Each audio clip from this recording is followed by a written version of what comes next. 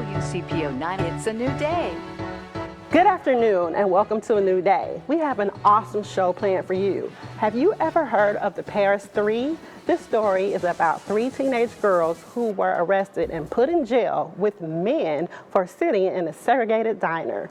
This started a boycott to help change segregation. These ladies were honored 65 years later in Paris, Kentucky.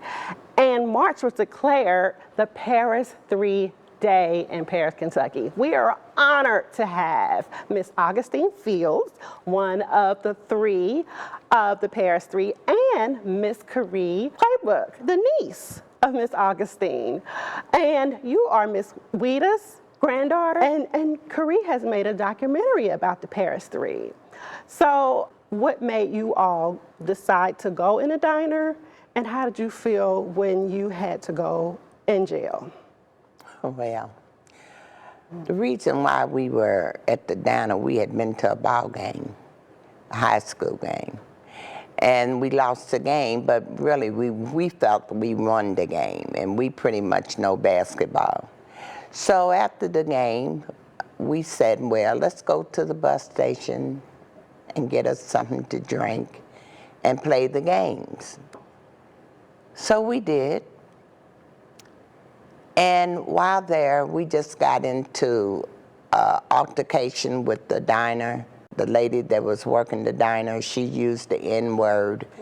She cussed us out because it was no Negroes sitting at the counter at the time.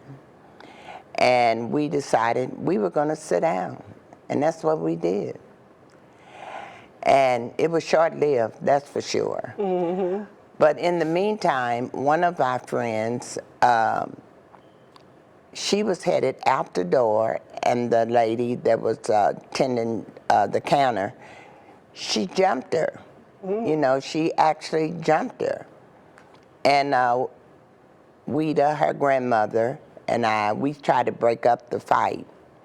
And it wasn't really a fight because Margaret, she was attacked from sort of behind and pulled back. And on my job, I was trying to get her off of her. And it led to us, we went to jail. We went to an adult jail. 2 14s and 1 16-year-old person, we went to jail. And for me, I was afraid, it was scary. We were in an adult jail with all men. Yes. We just thought that we would go away because they were talking about sending us to, back then they called it reform school. But it was now it's detention. But they called it reformatory. And we had heard all kinds of rumors about going to reformatory. And we just were sure that they were going to send us away. That was their intention, to send us away at night when nobody knew we were gone. But then we had 3 white men to step up for us. And they talked to the judge and they got us released out of jail. It felt horrible. It was scary. It was, I tried to put it behind me. I didn't want to think about it because back then, once it's over, you sort of keep moving. That was what you do. You keep moving. We don't want to discuss this no more. So they hid it.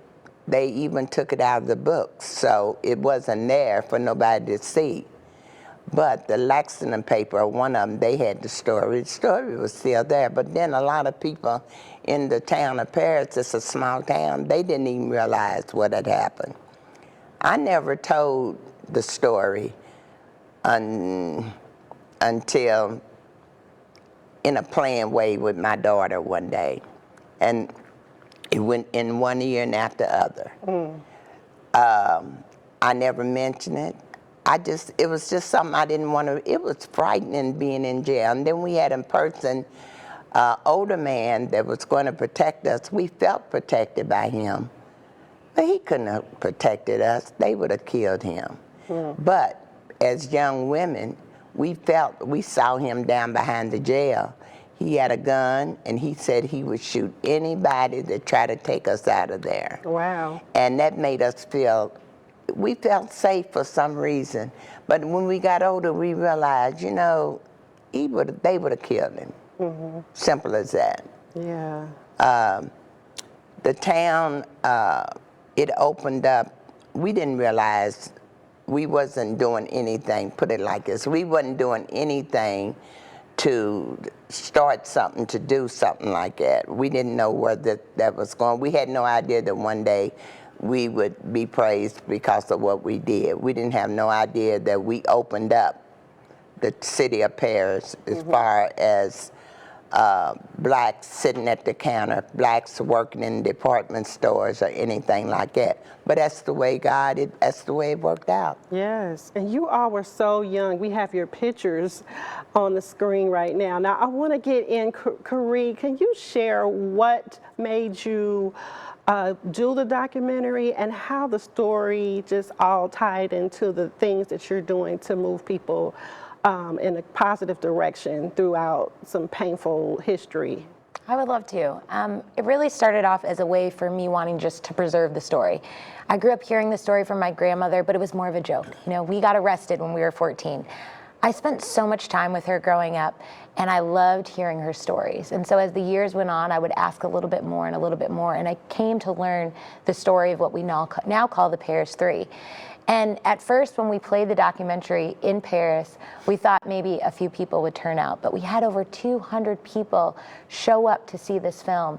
And that's when it really hit me, that this was so much more than just a story, and it needed to be shared with so many, because stories like this happened all across our country. Moments like this happened all across our country, which led to change. And we wanted, not just for my family, for my grandmother, for my Aunt Augustine, or for Margaret, but for everyone to start sitting down with their family members and really asking them about the things that they endured. Right? Not just to know the history, but to start to heal from it. As she mentioned, she never really talked about it. Margaret, she never talked about it. She never told her kids. And that first screening, what she shared with them, she apologized. Wow. Because she realized that in holding on to the story, she wasn't able to fully show up for them in the way that she wanted to.